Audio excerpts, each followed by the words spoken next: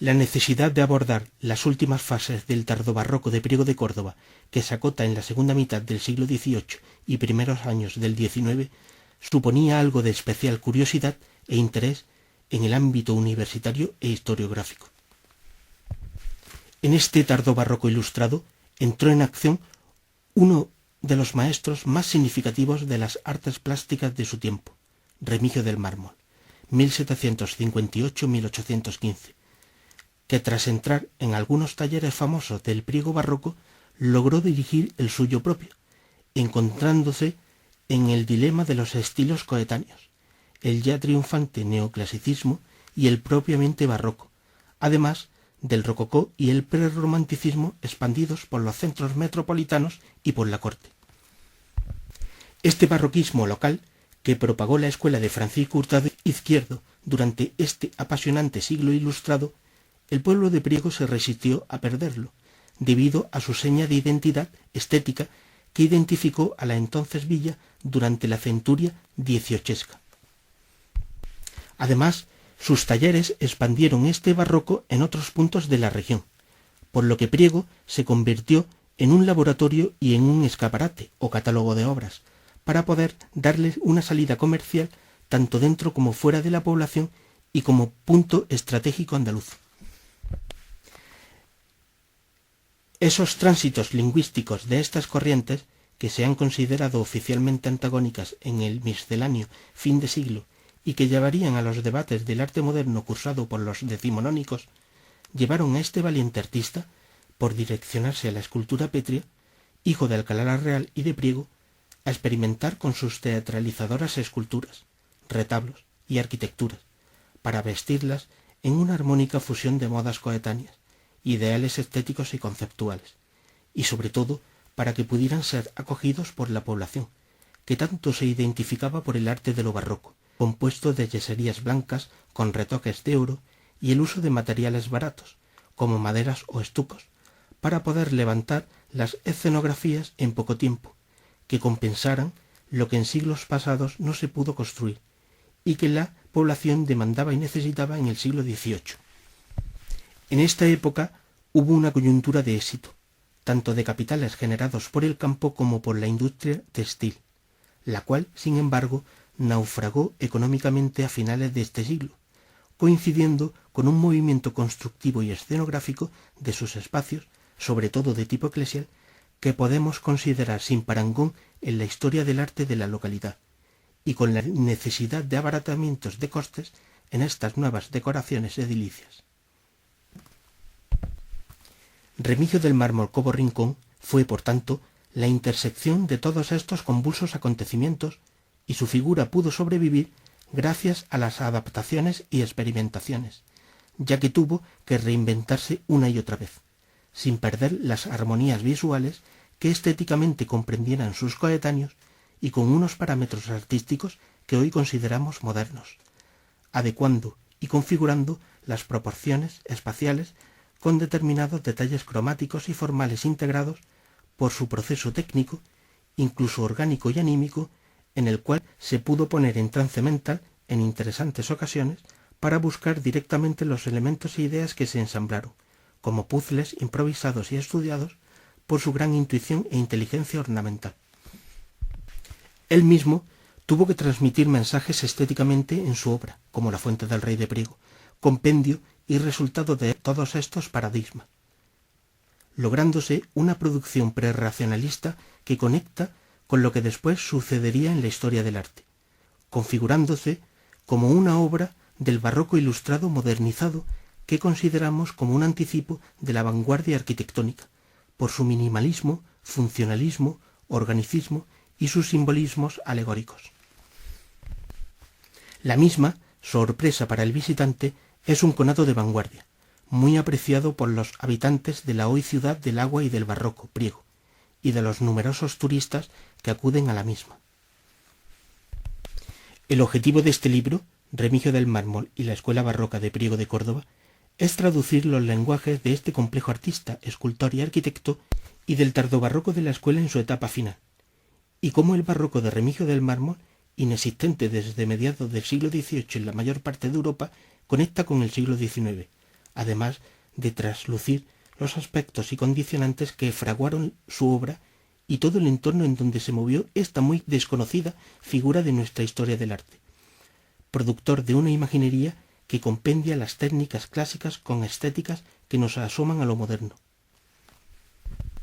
con unas técnicas muy depuradas que dan como resultado conjuntos monumentales, ornamentales e icónicos como la Fuente del Rey.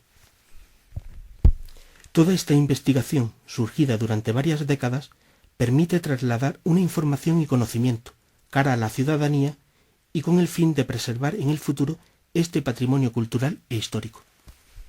El resultado son extraordinarias obras de arte, estatuas, portadas, fuentes, imaginerías, retablos, estucos, etc., tanto de obras civiles como eclesiales, muy vinculadas al pueblo por su función, y que se han mantenido en la iconografía y la memoria del mismo durante generaciones. La estética de Remigio del Mármol se puede sintetizar en varias palabras. En escultura, por ejemplo, destaca por la personalización de sus estatuas, es decir, retratos individualizados desde sus visiones idealizantes, que conectan con la sensibilidad rococó dentro de la misticidad idealizada. Esto es diferente a, por ejemplo, los sellos técnicos anatómicos que los talleres de antaño realizaban para animar los mercados. En arquitectura, todo se resume en la Fuente del Rey.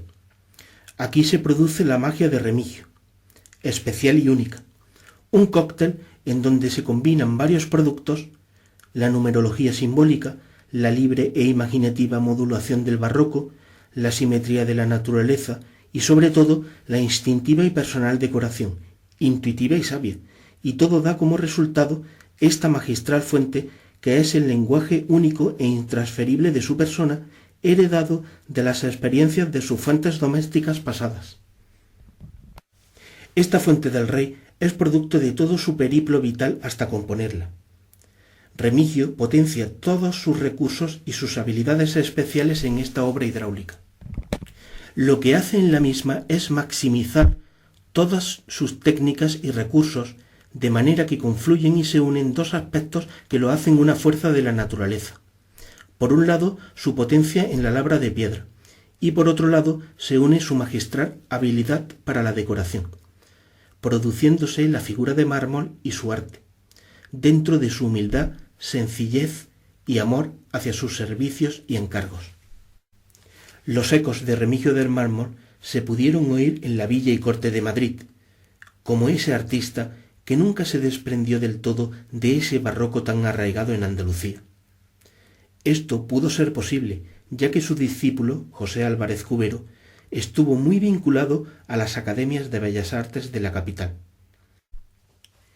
Inclusive, el discípulo de este último, Ponciano Ponzano, reflejó la movilidad y los simbolismos en emblemáticos monumentos del Estado.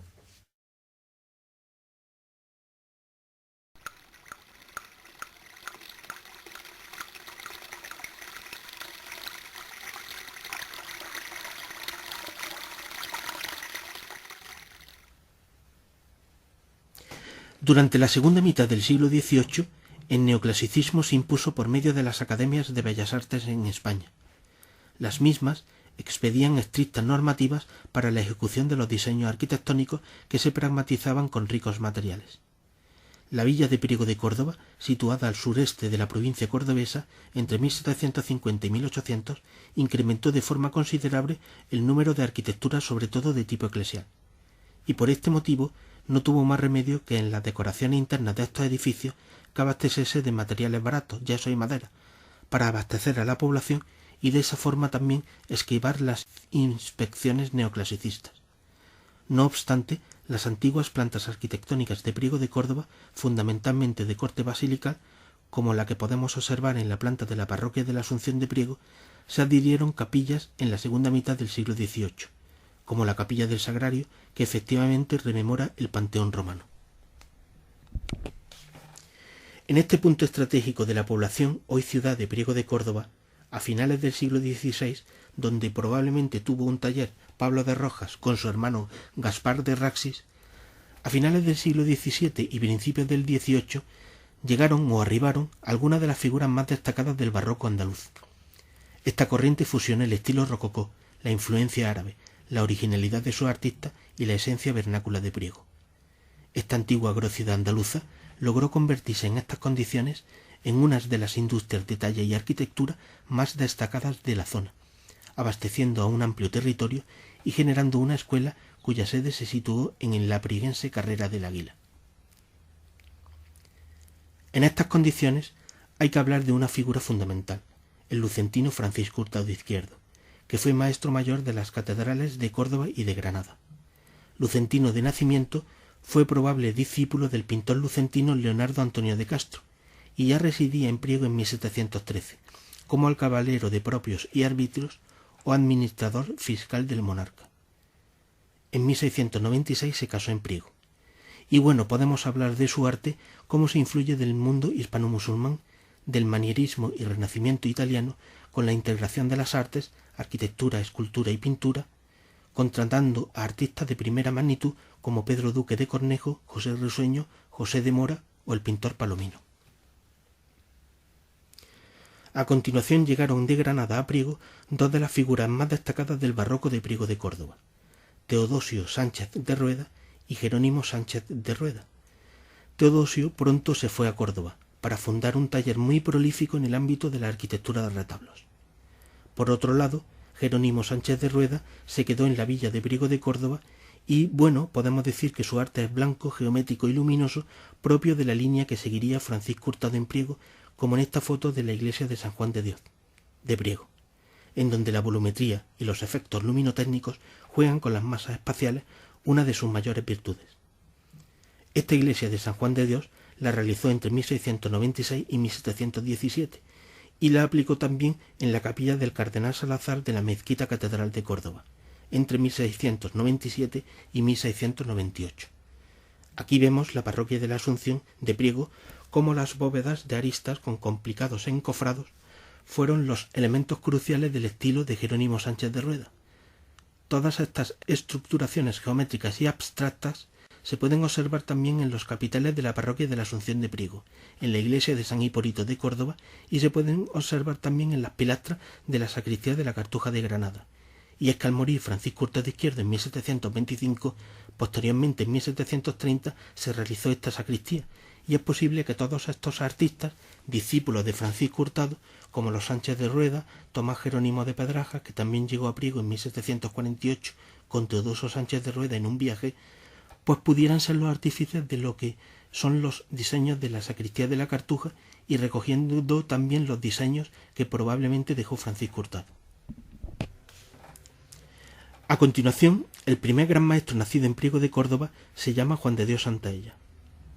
Juan de Dios Santaella fundó un taller familiar con su hermano Francisco Santaella y Roldán, y su estilo se caracteriza por un horror vacui en el sentido de unos tapices decorativos y sobre todo de tipo vegetal muy interesantes. Una profusión decorativa grandísima, como se puede observar en el retablo de la iglesia de la Aurora de Priego, en donde vemos la intensificación de las cornisas como una de las características propias de su producción y la introducción del estípite.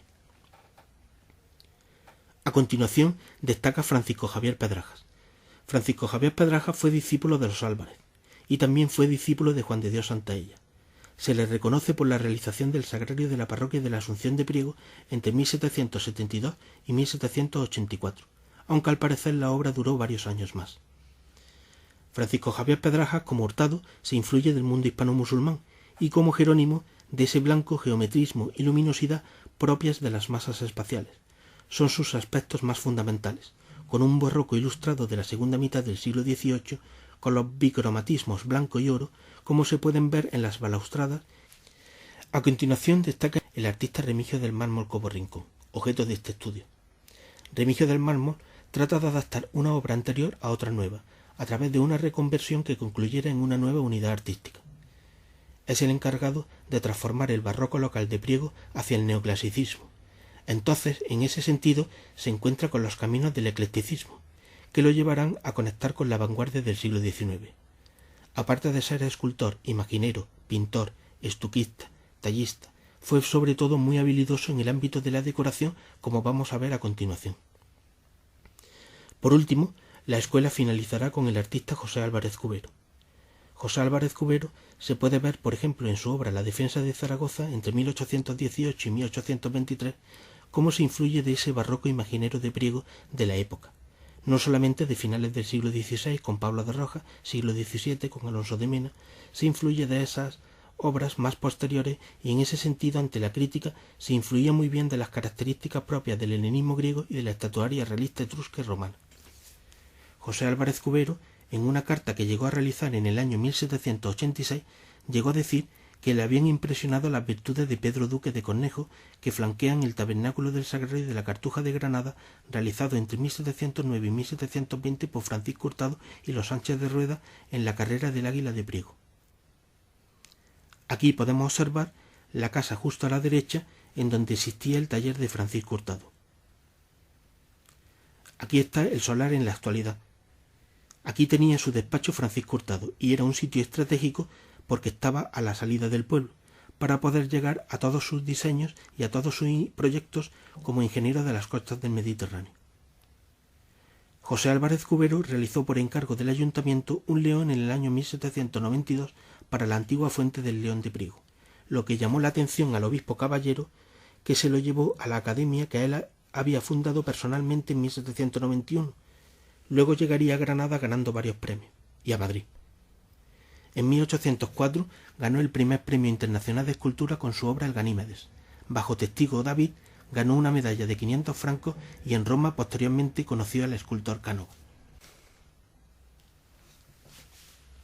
Uno de los objetivos de la tesis ha consistido en profundizar el tardobarroco de Priego de Córdoba a través del hilo conductor de Remigio del Mármol y cohesionarlo con la primera etapa del primer barroco que fundó Francisco Hurtado, para ver una panorámica y una perspectiva global de toda la escuela que fundó Francisco Hurtado en Priego.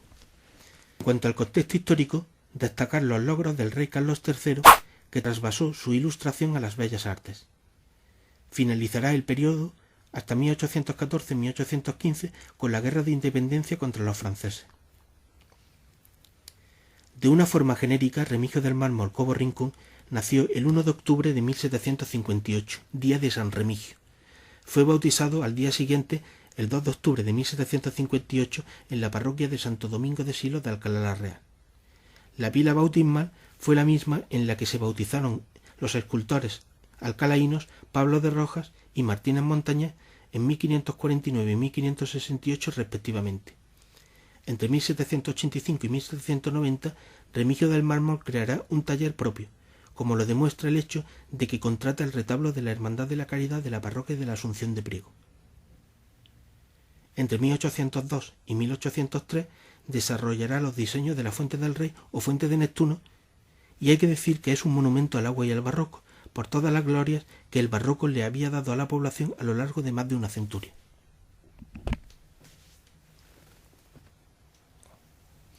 Remigio del Mármol, su padre era de Alcalá la Real, José Manuel del Mármol, y su madre era de Priego de Córdoba, Francisca de Paula Cobo Rincón. Remigio del Mármol casó en 1776 con doña Rosalía Marqués, de Alcalá la Real, y en 1780 tuvo un hijo, Miguel, en Priego, por lo que podemos considerar que en ese periodo ya residía en Priego de Córdoba para quedarse definitivamente. Según el archivo de la Hermandad de la Aurora de Priego, tenía unos familiares que están inscritos como hermanos de la Hermandad de la Aurora de este templo. Por eso pensamos que pudiera ser discípulo tanto de los Álvarez como de Santaella y de Pedrajas, en la realización de lo que es la fachada de la iglesia de la Aurora de Priego, con una edad de 13 a 14 años. Los interiores los realizó entre 1744 y 1759 Juan de Dios Santaella y Roldán. Hay que decir que todos estos talleres de Priego de Córdoba, como el de Juan de Dios Santaella, el de Pedraja, eran unos talleres que a mediados del siglo XVIII tenían una capacidad presupuestaria bastante alta, en el sentido de que podían adquirir imágenes de fuera de Priego. En este caso vemos el retablo de Santa Bárbara de la iglesia de la Aurora, con una imagen atribuida al escultor José de Medina.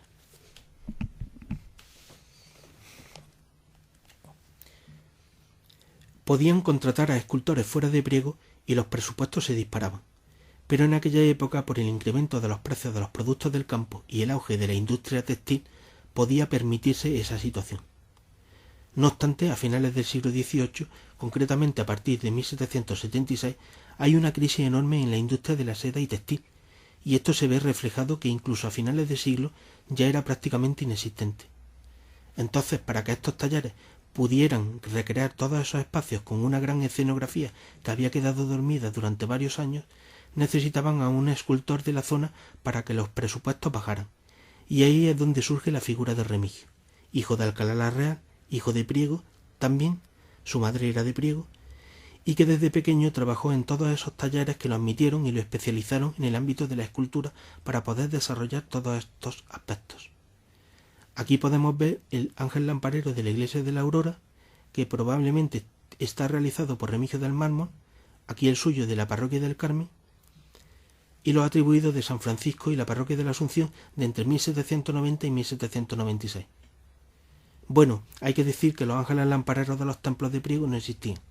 Es decir, era una moda que se venía sobre todo en los grandes centros metropolitanos y bastantes pueblos desde el siglo XVII. Pero en Priego pues no llegaron a crearse, y es Remigio del Mármol el encargado de ejecutar todo este tipo de decoraciones. Una de las inyecciones más importantes de esa época de crisis, a finales del siglo XVIII, fue el obispo Caballero y Góngora, virrey de Nueva Granada, y financió lo que es parte de los templos y de los aspectos arquitectónicos y decorativos de Priego. Entre 1782 y 1784 se realizarán las decoraciones internas del Sagrario de la Asunción. Francisco Javier Pedrajas llevará a Remigio del Mármol consigo, y en 1782 incluso un aprendiz, José Álvarez Cubero, se lo llevará también consigo, y realizarán este es el Sagrario de la Asunción, al fondo del Sagrario. Todo el aparato decorativo con esa escenografía que había quedado dormida en la localidad, pero que ahora con estos artistas, José Álvarez Cubero con 14 años en 1782, con Remigio del Mármol, se puede aplicar todo este tipo de decoración. Aquí podemos ver un apóstol del Sagrario. Aquí podemos observar la influencia del barroco de Priego desde el mundo hispano-musulmán hasta el Renacimiento. Entre 1780 y 1790, Francisco Javier Pedrajas contrata documentalmente varios retablos para la iglesia de las Mercedes, por lo que esta iglesia de las Mercedes de Priego es probablemente realizada por él y utilizará a Remigio del Mármol para realizar con máxima probabilidad los arcángeles de las pechinas y que permiten establecer ese bicromatismo blanco y oro que es la estética de la escuela posteriormente. Aquí podemos ver el retablo de Jesús Nazareno de la iglesia de San Francisco de Priego. Podemos observar en los dos cuerpos todas las conexiones entre las dos fases de la escuela. El primer cuerpo, con Santaella y Sánchez de Rueda, se puede observar una decoración muy prolífica con el uso del estípite como divisor del espacio, y el segundo cuerpo que desarrollarán Francisco Javier Pedrajas y Remigio del Mármol. En torno a 1790 se usa la columna como divisor del espacio, taller como el que pudo tener Remigio del Mármol. Bueno, hay que decir que según un historiador coetáneo, Pedro Alcalá, Remigio del Mármol apenas salía de su taller, por lo que las pocas obras que se han reconocido sobre su figura no se ajustaban a lo prolífico que debió de ser toda su obra, a lo largo de aproximadamente 25 años de taller independiente, entre 1790 y 1815. En una revista de Andalucía de Turismo, en el año 1927, el escritor Zaraza y Murcia llegó a decir por fuentes orales que Remigio del Mármol, hijo de Priego, hizo muchas obras en escultura y en talla. Aquí vemos el contrato del retablo de la Hermandad de la Caridad, que lo realizó Remigio entre 1790 y 1791 sin dorar. Luego se doró por parte de él y otros artesanos, y hay que decir que incorpora una escenografía bastante destacable. Podemos ver las cornisas a lo Pedrajas, que también las empleó Pedrajas en 1782 a 1788 para el transparente de la Cartuja del Paular. Entre 1789 y 1791 realizará la fachada de la parroquia del Carmen. Perteneció a la orden de carmelitas y en 1800 consta que era maestro de servicios y ceremonias. Aquí podemos observar el interior de estilo rococó. Remigio del Mármol, ese bicromatismo blanco y oro lo complementa de la escuela, pero de una forma más clarificadora para incorporar el lenguaje clasicista. Bueno, hay que decir que todos estos espacios del barroco priguense, camarines, sagrarios, retablos, eran como una especie de catálogo, es decir, estos talleres funcionaban de la siguiente forma. Cuando una entidad fuera de Priego los quería contratar, probablemente iban a Priego y llegaban y veían todo ese catálogo de obras para decidir qué es lo que hacer en su producción. Y este barroco de Priego es interesante que en la segunda mitad del siglo XVIII todavía exista, debido fundamentalmente a que el neoclasicismo era muy imperante en esa época, y entonces nos permite ver una evolución de ese barroco y cómo conecta con el siglo XIX. Esto se puede observar, por ejemplo, en la Fuente del Rey, el organicismo de la fuente y el funcionalismo con los bancos alrededor y ese eclecticismo entre el estanque central y los perimetrales, que son de estilos totalmente diferentes. Le hace indagar con ese eclecticismo que serán los debates del siglo XIX los que lo establezcan de una forma más considerable. Donde podemos ver, por ejemplo, en que el estanque central se atiene a concepciones clasicistas y los estanques de los perímetros se atienen a unas concepciones y unas modulaciones muchísimo más barrocas. Entonces, en ese eclecticismo, basado en la realidad y en la imaginación del barroco, es en donde juega Remigio del Mármol a lo largo de toda su trayectoria. En Remigio del Mármol hemos acotado 3 etapas. La primera, entre 1778 y 1790, que es subcontratado por los talleres de Santalla y de Pedraja para realizaciones decorativas. La segunda fase, entre 1790 y 1803, es ya independiente. En imaginería se influye al principio de la Escuela Granadina de Alonso Cano. Y la tercera, 1803-1815, sus imágenes están totalmente personalizadas, sobre todo desde 1796, y se influyen del naturalismo del siglo XVII andaluz, del realismo barroco y del rococó. Aquí vemos la evolución de los retablos de Remigio del Mármol. El primero, podemos observar el de San Nicolás de Bari de la parroquia de la Asunción de Priego, cómo se influye de Santa Ella con ese tapiz decorativo y el horror vacui. El segundo, el retablo de la Hermandad de la Caridad de la Asunción de Priego, donde se va desprendiendo de ese barroco. A continuación, su retablo de San José de la parroquia del Carmen de Priego ya está mucho más clarificado. Y el último retablo de la parroquia de la Inmaculada Concepción de Benamejí, en donde ya el neoclasicismo es lo ya puramente imperante. Estos retablos se separan de la estética de la escuela pintándolos como traslación de las peanas escultóricas, como se pueden ver en los retablos del Sagrario de la Asunción de Priego, que los adorna con motivos de estilo imperio. Aquí vemos una firma de M, que posiblemente sea la del mármol, del retablo de San Nicolás de Bari de la capilla de San Buenaventura de la parroquia de la Asunción de Priego.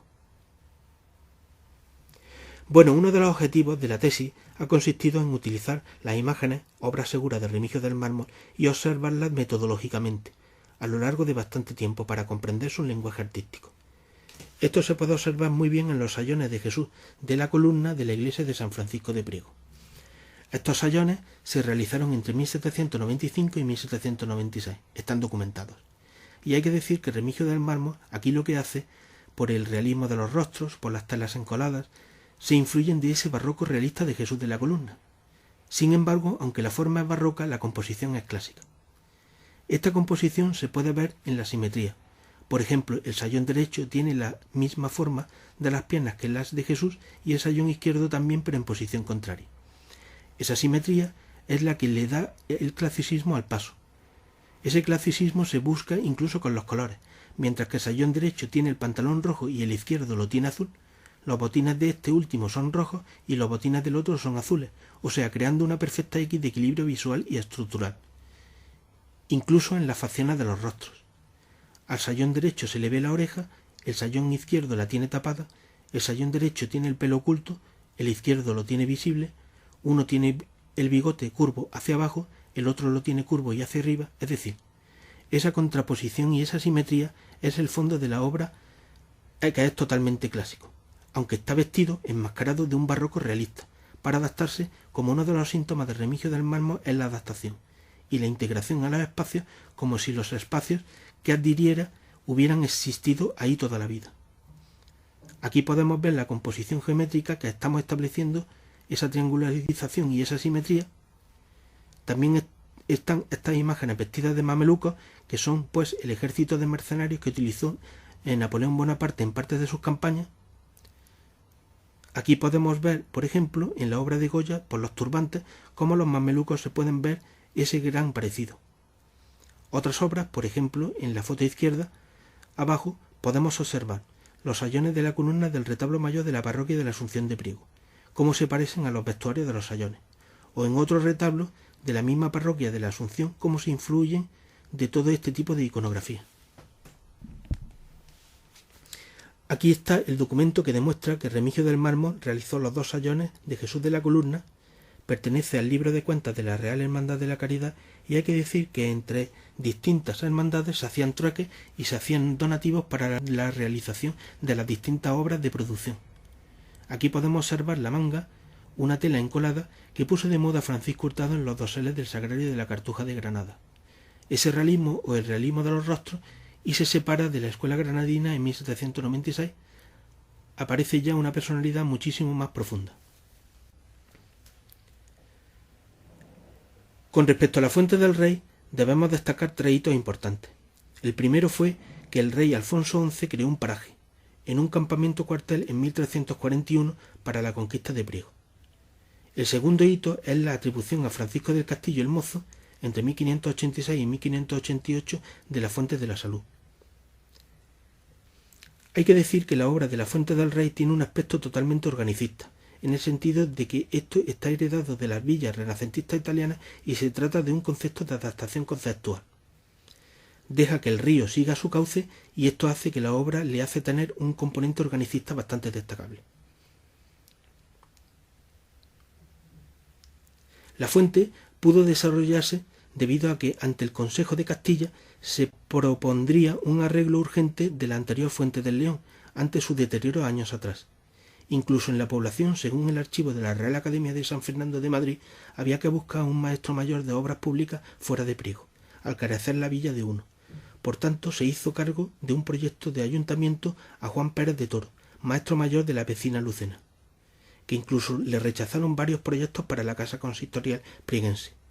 Pero para Priego lo importante era la reforma de la fuente, que no era vista como arquitectura, por lo que los proyectos y diseños de Remigio del Mármol, no acorde a los cánones clasicistas al 100%, y que hubieran sido rechazados sin duda, fueron aceptados por el ayuntamiento para la confección del plan hidrológico local necesario.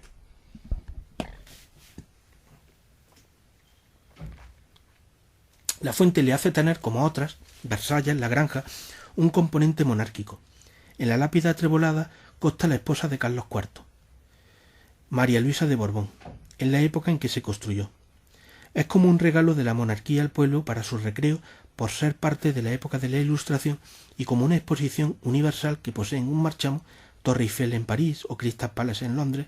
La Fuente del Rey ha quedado como símbolo de la población que la vio con modernidad en su inauguración y hoy todavía, por ese carácter temporal estético, con la combinación de rectas y curvas, sigue causando asombro para el contemplador. La misma es una especie de depuradora rudimentaria, es decir, después de salir el agua del acuífero en la Fuente de la Salud, sale al estanque principal, donde recupera la luz y la oxigenación por su estancia prolongada. Luego se bate en la cascada para eliminar residuos y por último se introduce por el mascarón gordo que, como gárgola, intenta, antes del consumo de la ciudad, eliminar la negatividad para que no entre en la ciudad como componente mágico religioso, llegando posteriormente a las fuentes domésticas y a las 3 fuentes del Adarve que se construyeron tiempo atrás, y por último a la Fértil Vega.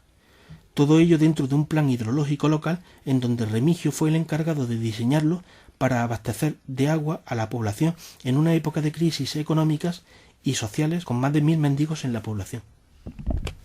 La Fuente del Rey se caracteriza por la oposición, es decir, no es como una fuente clásica situada por encima del nivel del suelo. Al contrario, la fuente es subterránea, rodeada de bancos teatralizadores, y en su diseño se observa la condición de Remigio como retablista. Sería una especie de anfiteatro romano, en donde por los bancos y sus múltiples perspectivas, cada enfoque es como si fuera una nueva obra de arte, por la posibilidad de panelización que otorgan los bancos de la obra.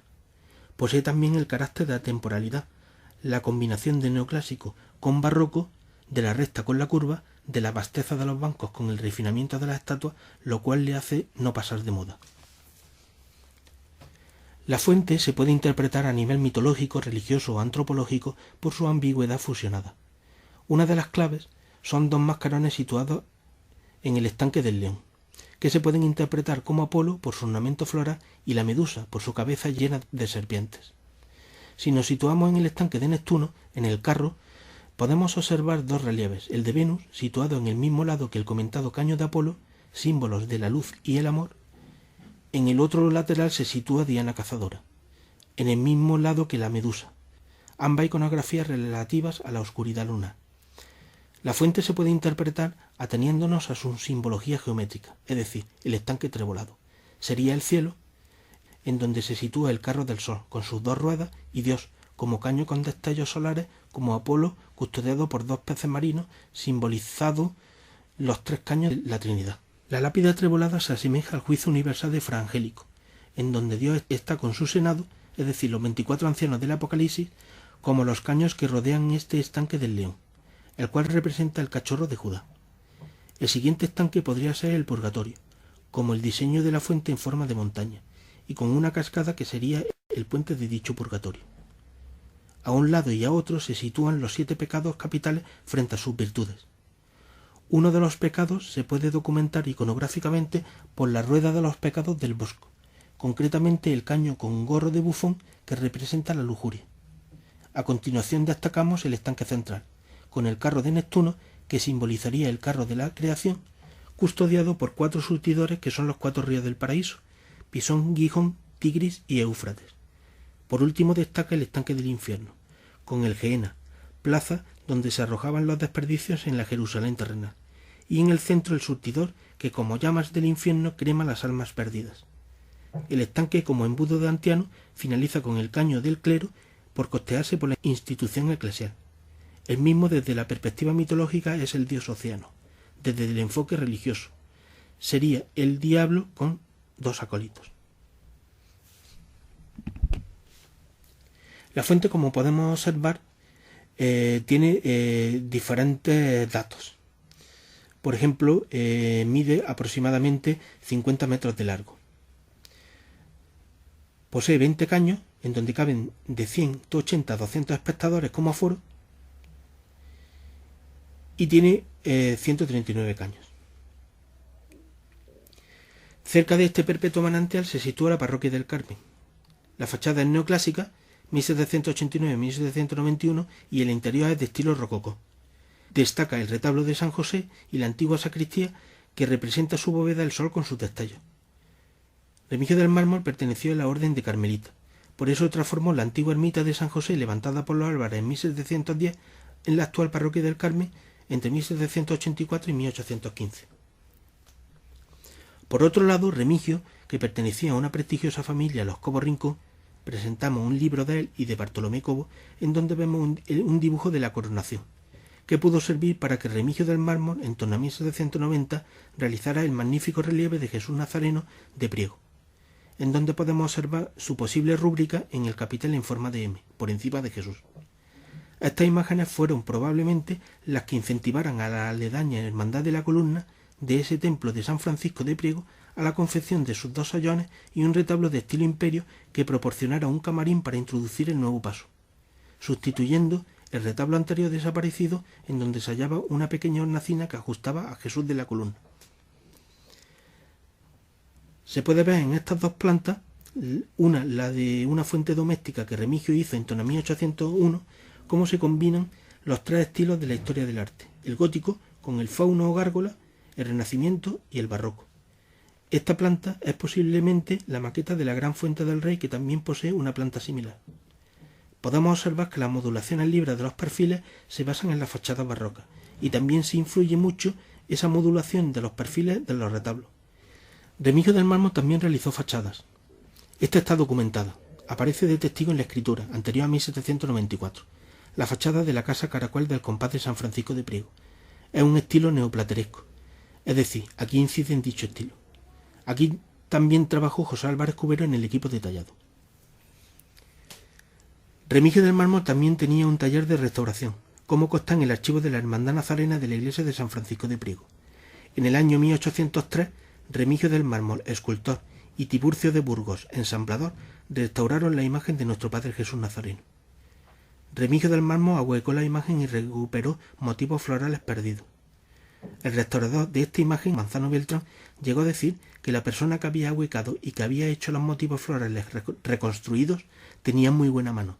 En ese sentido se refiere a Remigio del Mármol. Aquí podemos ver un ángel lamparero de la parroquia de la Asunción de Priego que hemos datado en torno a 1796. Según el método de Morelli, de conexión técnico-anatómica, pues hemos establecido, por ejemplo, en la foto central, podemos ver a Santa Juliana de Falconieri, de Lucena, una obra documentada por Remigio del Mármol entre 1807 y 1808 para la parroquia de San Mateo de Lucena. Y observamos cómo los aspectos anatómicos son muy similares, lo que es el perfilado de la barbilla, el modulado de las cejas, las cintas doradas, que son propias de su producción. Bueno, aquí podemos observar un mascarón de una fuente doméstica de Priego de Córdoba. Podemos observar cómo los mochones o bigotes de los sayones presentan unas hendiduras parecidas a las del mascarón. Esta es la fuente de la planta que hemos puesto anteriormente, que se parece mucho a la planta de la Fuente del Rey y es de esa misma época y en piedra blanca, posiblemente de la cantera próxima a Priego llamada del Palancar. Aquí podemos observar, por ejemplo, este San Francisco Javier del Sagrario de la Asunción de Priego, documentado a favor de Remigio del Mármol. Hay que decir que las mangas anchas se parecen mucho a las de los sayones columnarios. También hay un retablo de Pedrajas que hizo para Fuentetoja y posiblemente el San Isidro sea de la producción de estos talleres. Aquí podemos observar las similitudes entre el San José de Benamejí, el de la izquierda, y el San José de la iglesia de San Pedro de Priego, el de la derecha. Se pueden observar todas estas similitudes técnico-anatómicas y también de los estofados de los trajes. Aquí podemos observar la fachada de la iglesia de San Pedro de Priego, que se financió por Juan de Codes, síndico de los Sederos. Y Juan de Codes pagó personalmente, según el libro de cuentas de la Real Hermandad de la Caridad, pagó parte del retablo de esta hermandad a Remigio del Mármol, por lo que esta fachada, diseñada por Juan de Dios Santaella con toda probabilidad, subcontratara a Remigio para la realización de la estatua entre 1785 y 1793. Aquí podemos observar la Inmaculada Concepción que proviene de las Clarisas de Priego, del compadre San Francisco. Su rostro se parece al de Anfítrite de la Fuente del Rey de Remigio del Mármol, y realizada en el mismo tipo de material, en piedra blanca.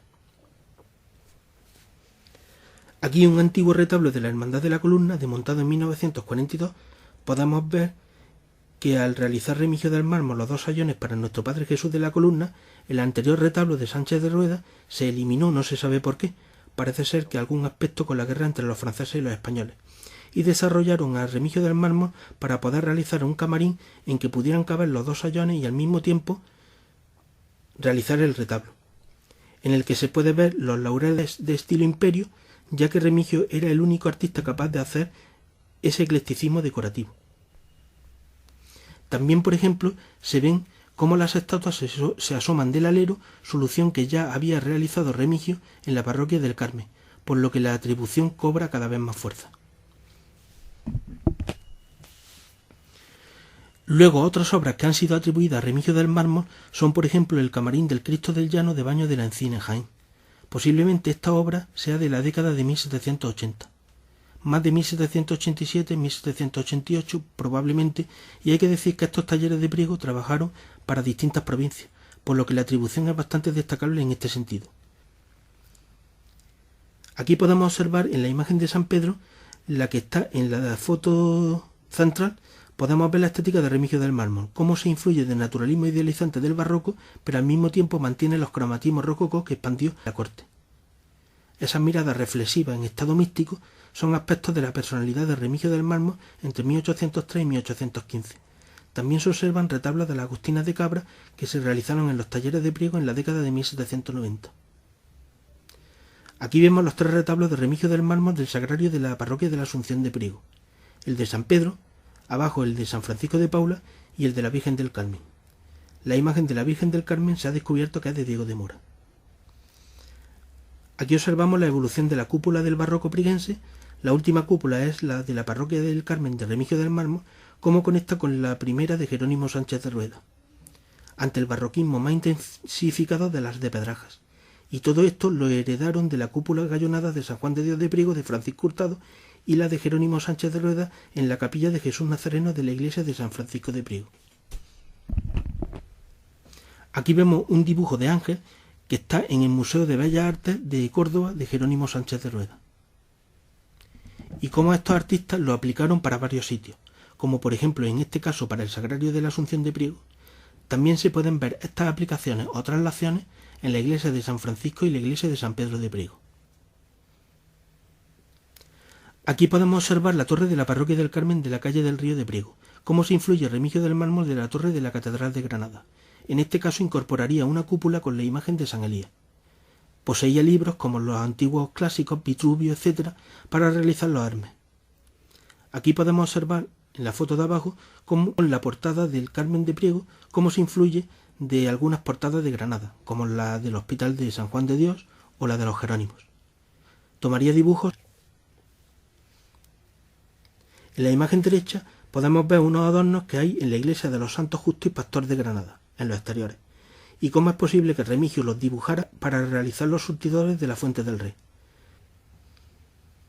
En la siguiente imagen podemos ver los rostros de San Pedro y San Pablo, como sostenes de la iglesia, en este caso del balcón. Esta casa carmelita está realizada al mismo estilo que la del Carmen, y está atribuida a Remigio del Mármol y a José Álvarez Cubero en torno a 1790. Los leones de la fachada presentan la misma estética que el león de la cercana Fuente del Rey. Otra influencia de Granada y Córdoba, como por ejemplo el uso de 4 columnas o tetrapilón del triunfo de la plaza de la Compañía de Córdoba y cómo se aplica este al triunfo de la Inmaculada Concepción de Priego. La fuente del Paseo de los Álamos de Alcalá la Real, que realizó entre 1804 y 1815, y ante su muerte el regidor de Alcalá, Tape Castilla, contrató a un operario de Alcalá para su terminación. La estética de Remigio del Mármol.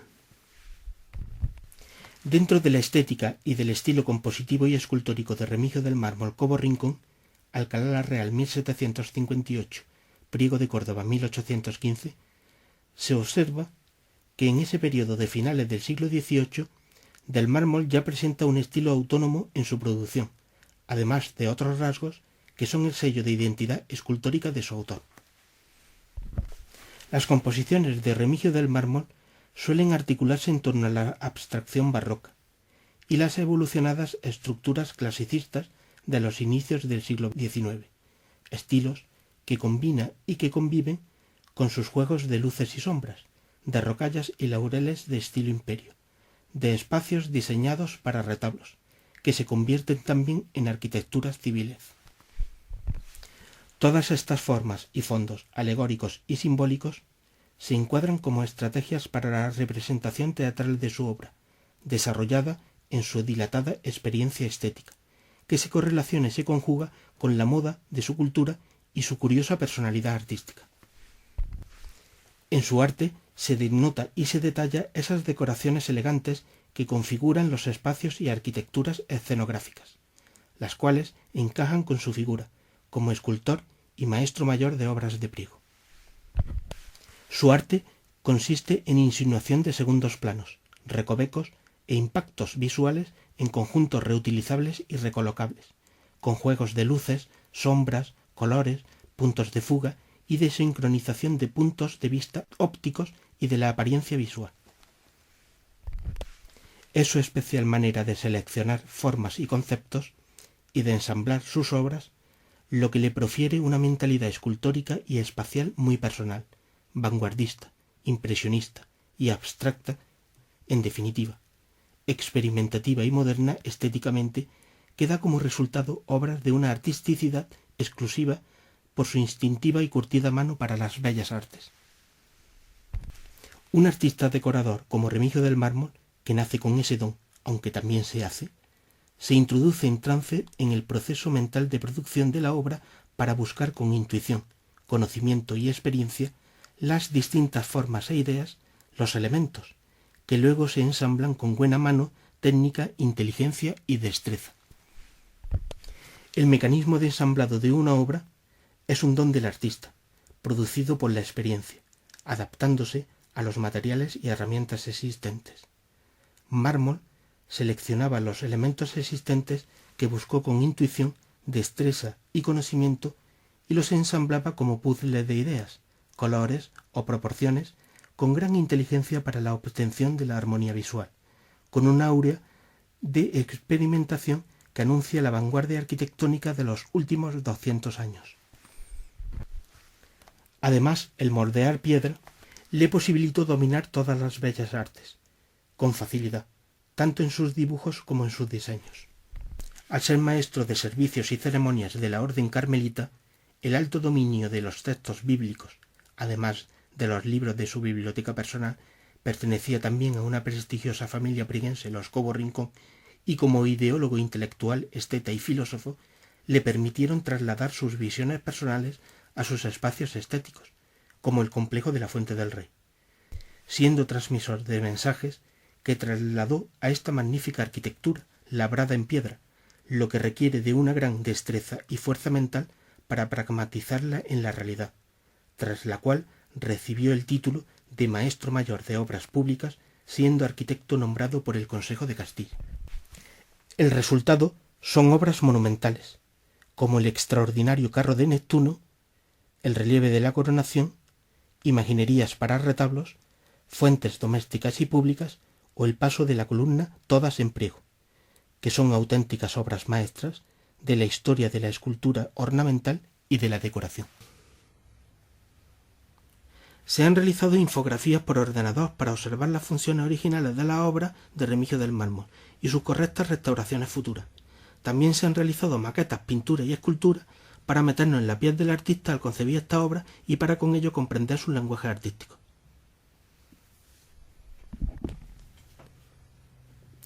Remigio del Mármol fue transmisor de mensajes. Sus altos conocimientos bíblicos como maestro de la orden carmelitana y su biblioteca, pertenecía a una prestigiosa familia briguense, los Cobo Rincón, corroboran su gran preparación para la imaginería, muy moderna y adelantada a su época, y su pericia para la valiente labra en piedra, además de ser nombrado maestro mayor de las obras públicas de Priego como arquitecto, que lo convierten en un maestro excepcional con trabajos impecables y monumentales en donde se observa una impregnante energía que impregna en su obra.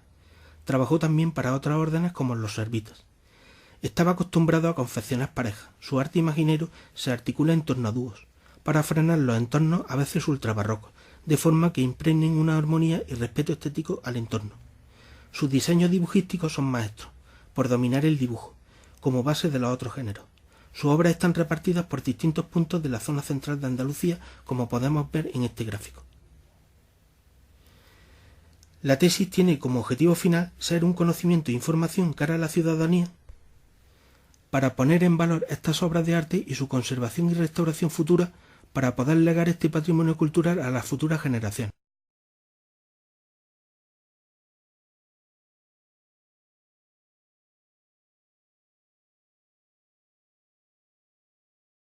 En mármol, sus construcciones escultóricas o arquitectónicas se visten de su enorme imaginación e inventiva, de manera que las ideas iban evolucionando y transformándose en el mismo proceso constructivo del ensamblado final, con la adaptación a los recursos existentes, y de repente surgió una obra original y experimentativa. Este proceso de creación es especial en Remigio del Mármol, por su control y dominio de dos factores que lo hacen un artista único. Por un lado, su inspiración improvisada de la decoración, de forma que al disponer uno o varios elementos, con sus estudiados cromatismos, perspectivas y volúmenes, en el espacio en el que interviene, hace que éste se convierta en monumental. Por otro lado, se trata de un maestro y escultor barroco, que hizo incursión en el descomprometido arte de las obras hidráulicas y de las fuentes, que las encauzó debido a su vocabulario personal, remanecido de las bellas artes y a su proceso y metodología íntima de la construcción del arte, hacia un universo y nivel jamás nunca visto en la historia de este género arquitectónico, que lo hizo arquitecto, como se puede observar en la briguense Fuente del Rey, la cual es el monumento y cenit de este género de gran calidad y duro en su elaboración, al que se sumergió con sus especiales fuentes domésticas. Esta filosófica fuente es un plano de los estilos del pasado. El barroco contrarreformista, con sus curvas de los dos estanques de arriba, el presente, el pujante neoclasicismo reflejado en el estanque central y sus líneas rectas, y el futuro, estanque del surtidor, con la mezcla de la recta y la curva como previsión de los estilos futuros. Todo ello dentro del lenguaje rococó y renacentista del carro de Neptuno y el gótico del embudo dantiano como literatura universal. Todo da como resultado un arte atemporal, como el organicismo y el minimalismo compuesto, que nos recuerda a obras del movimiento moderno de afamados arquitectos del siglo XX. Concluiremos resumiendo que el barroco andaluz ha perdurado hasta nuestros días de forma que ha vestido la personalidad de este pueblo en los diversos campos de su arte y de su cultura. En Priego todavía se sigue fabricando en numerosos talleres artísticos, porque su demanda se ha mantenido y su inercia iniciada por su escuela del siglo XVIII todavía no se ha agotado. Y en estos fenómenos tuvo mucho que ver la figura de Mármol y su legado. Debemos decir que este gran maestro y las pistas de su arte, por ejemplo, como hemos reconocido en uno de los sellos de su taller, el Trébol, para atribuirle ciertas piezas indocumentadas, nos ha dejado ciertas obras seguras de su taller. Todo esto nos hace observar la gran fantasía e imaginación en la que sumergió toda su obra a través de su enérgica mano y mente, y que trataremos de reconstruir para ofrecer resultados de su experimentativa y moderna obra, que se ha presentado en nuestra época con gran vigor y por supuesto plenamente funcional.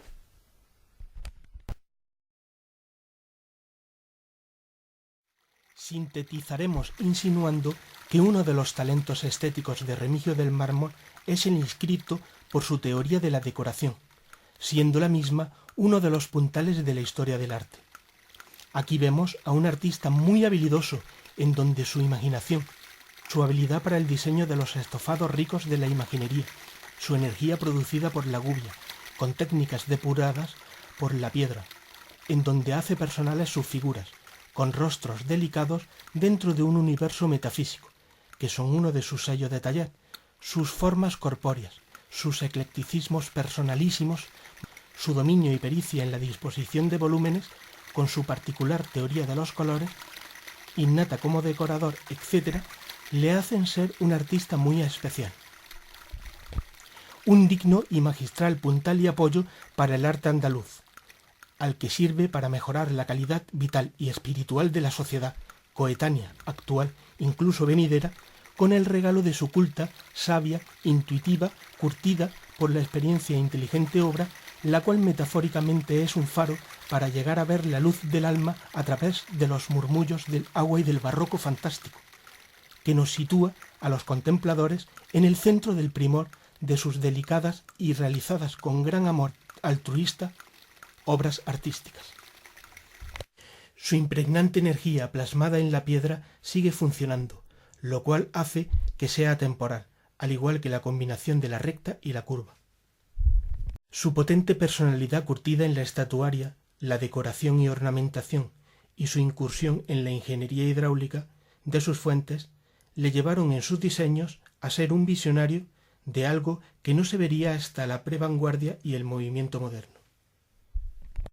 Sus exquisitos tallados, su sensibilidad en la escultura de la madera y piedra, y su amor hacia sus encargos y dibujos han logrado extraordinarias obras maestras en la forma y en el fondo, un fondo metafísico que sigue siendo el enigma de la filosofía y el arte.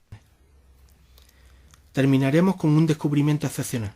Detrás de la peana de la imagen de San Francisco de Paula del Sagrario de Priego vemos su firma, lo cual documenta las 3 imágenes y retablos de este sagrario, de la parroquia de la Asunción, y lo cual demuestra su participación antigua en este sagrario, siendo maestro del artista José Álvarez Cubero antes de su salida definitiva de Priego y alcanzar prestigio a nivel internacional.